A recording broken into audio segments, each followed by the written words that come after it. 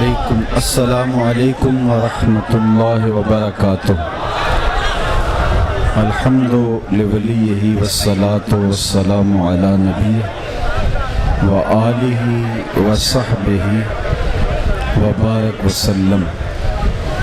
قال اللہ تعالی وتبارک فی القرآن المجید والفرقان الحمید فی شان حبیبہ مخبرا وعامرا ان اللہ وملائکتہ یصلون علی النبی یا ایھا الذین آمنوا صلوا علیہ وسلموا تسلیما۔ اللہم صلی علی سیدنا ومولانا محمد معدن الجود والکرم وآلہ وصحبہ وبارک وسلم۔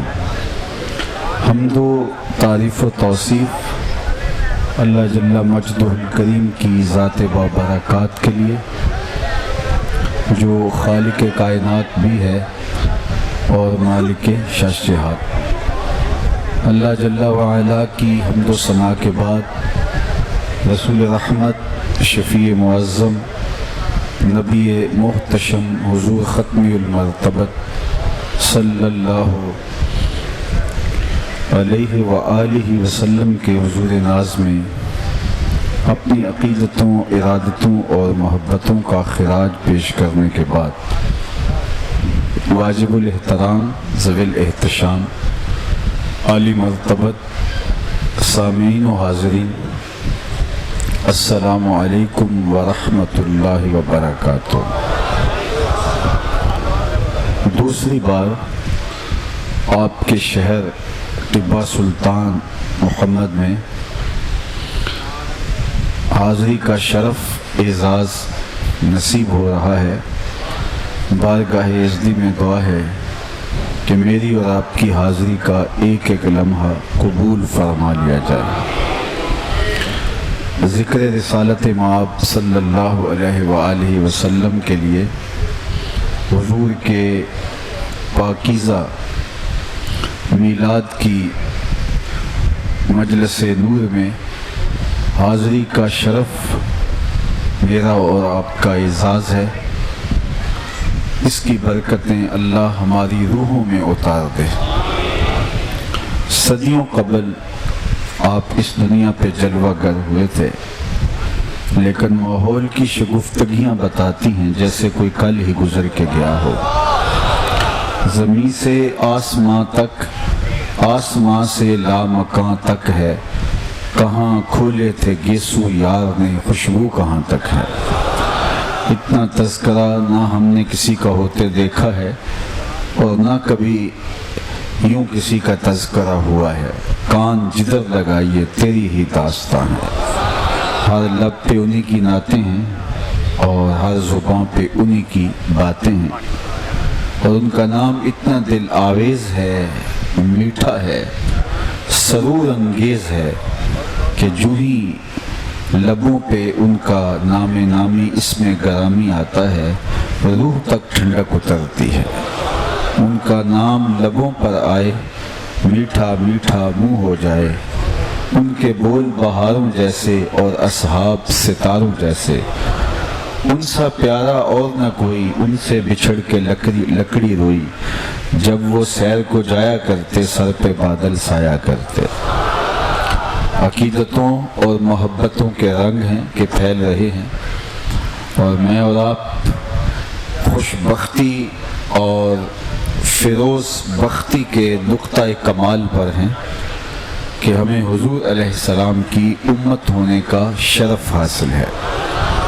نبیوں نے، پیغمبروں نے، پچھلی امتوں نے تمنائیں کی، لیکن ان کو یہ اعزاز نہیں مل سکا۔ میں اور آپ کوئی تمنا نہیں کی، ہم سوئے تھے بخت جاگا، ہم پیدا ہوئے، ہمارے والد گرامی مسجد سے مولانا کو بلا لائے، انہوں نے آ کے کان میں اذان کہی، گویا یہ اس بات کی مبارک بادی تھی کہ تمہیں مبارک ہو، تم حضور کے غلام بن کے آ رہے ہو۔ شاہوں سے ملا ہے نہ تونگر سے ملا ہے، اللہ کا عرفان اسی در سے ملا ہے، औरों को मिला है तो मुक़द्दर से मिला है, मुझको तो मुक़द्दर भी तेरे घर से मिला है। मेरी खुशबख्ती में तेरा उम्मती। नबियों ने आरज़ुएं की, तमन्नाएं की, रसूलों ने उस आने वाले की बशारतें दी। किसी ने कहा इस्मुहु अल मुतवक्किल, उसका नाम मुतवक्किल होगा, वो आने वाला है। किसी ने कहा लैसा बेफज़्ज़िन, वो सख्त मिजाज नहीं होगा, उसके माथे पे शिकने नहीं आया करेंगे। किसी ने कहा मुबश्शिरम बिरसूली याति मिन बाद इस्मुहु अहमद, चलो नाम भी बताए देता हूँ, उसका नाम अहमद होगा। हजरत इब्राहीम हाथ फैला के दुआएं मांगते रहे, रब्बना वबअस फीहिम रसूला, मालिक इंतजार करते हुए आंखें बूढ़ी हो गई हैं, अब उस रसूल को भेज भी दे। ज़माना मुंतज़िर रहा, हमने इंतज़ार नहीं किया, आंखें खुली तो खबर मिली तुम हुजूर के गुलाम बन के आ रहे हो। तो इस पर जितना भी नाज करें, जितना भी फ़ख्र करें कम है। मेरी खुशकिस्मती में तेरा उम्मती, और मैं और आप उस शुक्राने पर आज यहाँ जमा हुए हैं। मैं आपको सबसे पहले एक मजलिस में लिए चलता हूँ जो मस्जिद नबवी के सिहन में इनइकाद पजीर हो रही थी। सुनन निसाई की रिवायत है, बाकी कुतुब हदीस में भी मौजूद है कि अल्लाह के महबूब अलैहिस्सलाम तशरीफ़ फरमाते हुजरा-ए अनवर में, और बाहर मस्जिद में लोग एक मजलिस बर्पा किए हुए थे। तो आका करीम अलैहिस्सलाम हुजरा-ए अनवर से निकले और ख़ुद तशरीफ़ ले गए। हम तो अर्ज़ करते हैं, सुना है आप हर आशिक के घर तशरीफ़ लाते हैं, हमारे घर भी हो जाए चरागां या रसूलल्लाह। लेकिन वो कैसी मजलिस थी जिसमें चरागां होता है और हुजूर ख़ुद तशरीफ़ ले जाते हैं। बैठे हुए सहाबा को इरशाद किया, मा अजलसकुम, तुम्हें किस शय ने बिठाया हुआ है, क्यों बैठे हुए हो, मकसद जुलूस क्या है, काहे का जलसा है। तो उन्होंने जो जवाब दिया वो सुनिए, जलसना नज़कुरुल्लाह व नहमदुहु अला मा हदाना लिदीनिही व मन्ना अलैना बिका। उन्होंने कहा हुजूर हमारे बैठने का मकसूद ये है कि हम अल्लाह की हम्द बयान कर रहे हैं, उसका शुक्राना अदा कर रहे हैं कि उसने हमें हिदायत दीन अता की और आपकी सूरत में हमारे ऊपर एहसान फरमाया कि आप अता कर दिए गए। आपके आने पर और हिदायत दीन मिलने पर हम अल्लाह का शुक्राना अदा करने के लिए उसकी हम्द, उसकी तौसीफ़ व तारीफ़ की मदा सजाए बैठे हैं, शुक्राने की मजलिस बर्पा किए हुए हैं। कोई आपसे पूछे कि आप यहाँ क्यों बैठे हो, तो आप यही जवाब देंगे, बात ख़त्म हो जाएगी। लेकिन हुजूर अलैहिस्सलाम ने फरमाया, मुझे कसम देते हो कि इसीलिए बैठे हो। अब बज़ाहिर तो ये कसम का महल नहीं लगता, लेकिन हुजूर अलैहिस्सलाम ने फरमाया कि कसम देते हो इसीलिए बैठे हो। उन्होंने बरजस्ता कहा, जी हुजूर हम कसम देते हैं। आका करीम ने बाकायदा उनसे हलफ लिया और उन्होंने बाकायदा हलफ उठाया कि हमारे बैठने का कोई और मकसद नहीं, हम इसीलिए बैठे हैं कि आपकी सूरत में जो इनाम खुदाबंदी हुआ और हिदायत दीन मिली, उस पर अल्लाह का शुक्राना अदा कर रहे हैं। जब बाकायदा वो लोग हलफ दे चुके और हुजूर ने उनसे कसम ले ली, तो उनकी आंखों में सवाल चमक रहा था, इस्तेजाब और हैरत की कैफियत थी कि ये बज़ाहिर कसम का मौका नहीं, हमसे कसम क्यों ली गई है। तो आका करीम ने फरमाया, सहाबा मैं तुमसे अभी अभी जो कसम ली है ये किसी तुहमत की बुनियाद पर नहीं ली, तुम्हारे कौल की सदाकत पर मुझे कोई शक नहीं गुजरा था कि मैं कसम से तस्दीक चाहिए हो, बल्कि माजरा कुछ और था, और वो ये कि तुम यहाँ बैठे थे, मैं हुजरे में था। अतानी जिब्रील अलैहिस्सलाम, मेरे पास जिब्रील अमीन हाज़िर खिदमत हुए, फ़अख़बरनी अन्नल्लाह युबाही बिकुमुल मलाइका, और उन्होंने मुझे कहा महबूब आप यहाँ बैठे हैं, आपके सहाबा बाहर मजलिस बर्पा किए हुए हैं, ज़रा बाहर तो निकल के देखिए, आपके सहाबा के इस अमल पर अल्लाह फरिश्तों में नाज कर रहा है। वो अमल कौन सा था जिस पे रब रब हो के नाज कर रहा है। वो सहाबा मिल बैठ कर हुजूर के आने पे शुक्राने की मजलिस बर्पा किए हुए थे। अल्लाह की रहमतों से कोई बाइद नहीं कि आज की मजलिस भी कबूल कर ली जाए। اور اللہ فرشتوں سے فرمائے دیکھو صدیاں بیت گئیں، یہ آج بھی بیٹھ کے اس نعمت کا شکرانہ ادا کر رہے ہیں۔ باقی جہاں تک اس نعمت کے شکرانے کو ادا کرنے کا حق ہے وہ تو ہم سے ادا نہیں ہو پائے گا۔ ہمارے بدن پہ اتنے بال نہیں ہیں جتنے رسول اللہ کے احسانات ہیں۔ ہمارے بال زبانیں بن جائیں اور اس نعمت کا جو حضور علیہ السلام کی صورت میں ہمیں عطا کیا گیا شکرانہ ادا کریں، حق کے شکر پھر بھی ادا نہ ہو۔ مجھے بتائیے کہ اگر حضور تشریف نہ لاتے تو آج ہم کہاں کھڑے ہوتے؟ اذا بشر احدهم بالانثى، جب کسی کو یہ خبر دی جاتی کہ اس کے گھر میں بیٹی پیدا ہوئی ہے تو اس کا رنگ اتر جاتا۔ آبرو بچانے کا ایک ہی راستہ بچتا تھا اس معاشرت میں کہ وہ اپنی بیٹی کو اپنے ہاتھوں سے زندہ درگور کر دے، اور اگر وہ ایسا نہیں کر پاتا تھا تو معاشرے میں سر اٹھا کے چلنے کے قابل نہیں ہوتا تھا۔